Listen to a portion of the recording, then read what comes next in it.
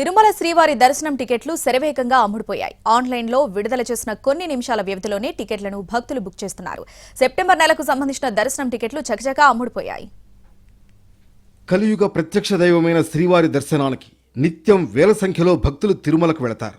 భక్తులకు స్వామివారి దర్శనాన్ని సులభతరం చేసేందుకు పలు రకాల టికెట్లను 3 నెలల ముందుగానే టీటీడీ ఆన్లైన్లో రిలీజ్ చేస్తుంది.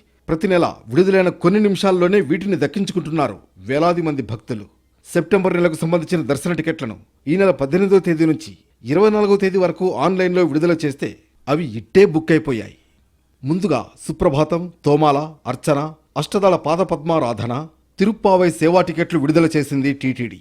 వీటిని లక్కీ డిప్ విధానంలో కేటాయించింది. 21వ తేదీ ఉదయం 10 గంటలకు కళ్యాణోత్సవం, డోలోత్సవం, ఆర్జిత బ్రహ్మోత్సవం, సహస్ర దీపాలంకరణ సేవా టికెట్లను విడుదల చేస్తే కేవలం నిమిషాల వ్యవధిలోనే భక్తులు కొనుగోలు చేశారు.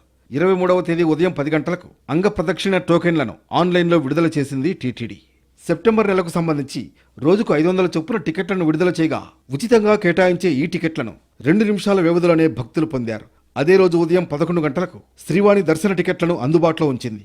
సెప్టెంబర్ నెలకు సంబంధించి రోజుకు 500 చొప్పున శ్రీవాణి దర్శన టికెట్లు అందుబాటులో ఉంచితే 10,000 రూపాయల ఖరీదు చేసే వీటిని గంటన్నర వ్యవధిలో కొనుగోలు చేసేశారు. 23న మధ్యాహ్నం 3 గంటలకు వయోవృద్ధులు, దివ్యాంగుల కోటాలో దర్శన టికెట్లను విడుదల చేస్తే రోజుకు 1000 చొప్పున టికెట్లను భక్తులు 13 నిమిషాల వ్యవధిలోనే పొందారు.